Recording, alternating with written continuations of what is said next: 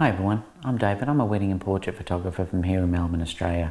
What I thought I'd talk to you today is about using a cheap macro lens on the Sony system cameras. What I've found is I like to use this one, which is actually the 30mm 3.5 macro. It is an APS-C lens, but it works great using the A7R or even the A6000. On the A7R, I just put it into 35mm mode, and basically then I'll get about a 19 megapixel file, and I'll show you that as we actually go through it.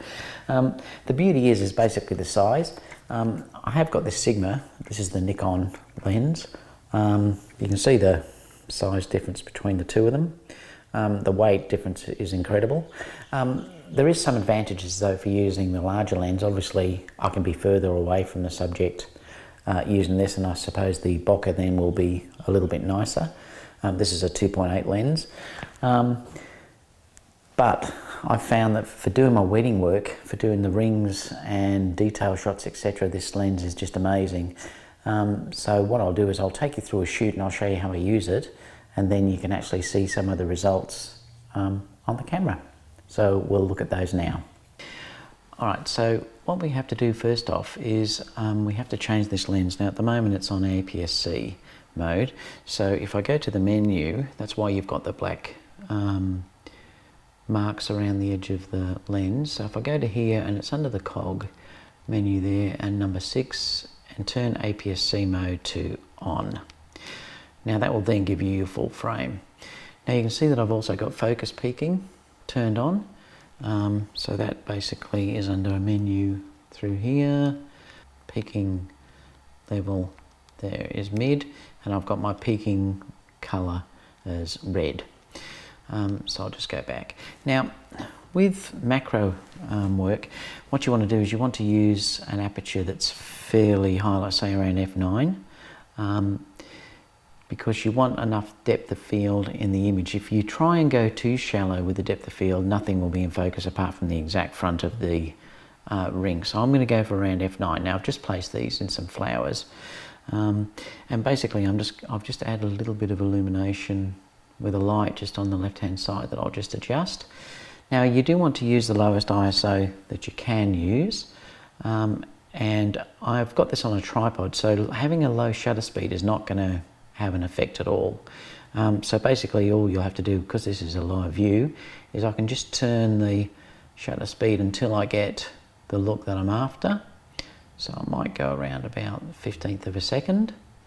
Now to focus in, all I'll do is it's on manual focus. So now I just have to move this lens until I get what I want in focus. Now you can see the focus peaking just, but because there's not much contrast there, you're not going to see much of it. So I'm just going to do it with the viewfinder, and I'm happy with that. Now all then that you have to do is you just go to the menu over here. Sorry, you go to the control wheel. I'm going to put it on timer of 2 seconds, and then basically I'm just going to press the shutter to take the shot. Now if that does shake a bit, which it was then, I'm just going to give it a bit longer in the timer to let it settle down.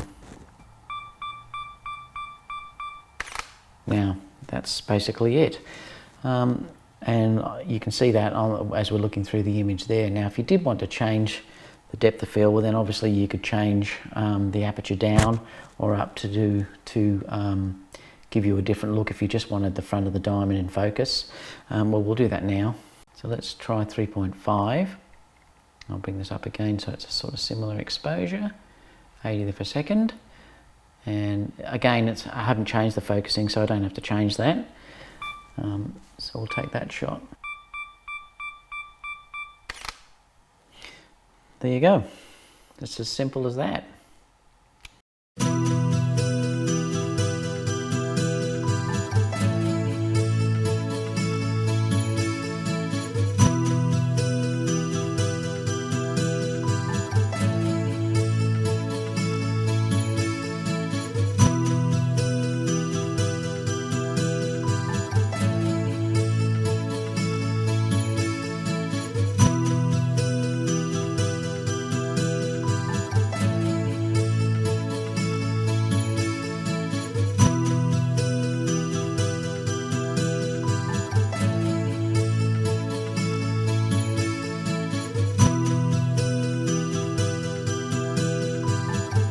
Okay, so I hope that you like what you saw.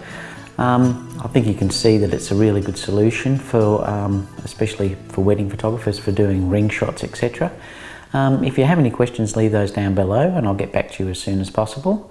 And please like my page, and I'll see you in the next video. Bye.